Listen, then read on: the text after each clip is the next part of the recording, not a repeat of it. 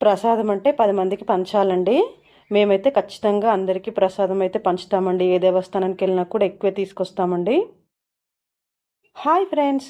మేము షిరిడి వెళ్ళాం కదండీ!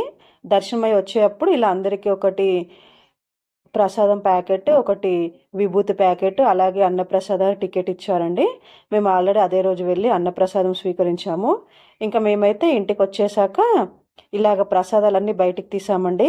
వాళ్ళు ఇచ్చిందేమో లూజ్ బూందీ అండి. ఇంకా మనం బయట కొనుక్కున్నవేమో లడ్డూలండి. అలాగే ఇంకా స్వీట్స్, బాబావి కొన్ని విగ్రహాలు, లాకెట్స్, బ్యాంగిల్స్ అలాగా తీసుకున్నామండి ఇంకా.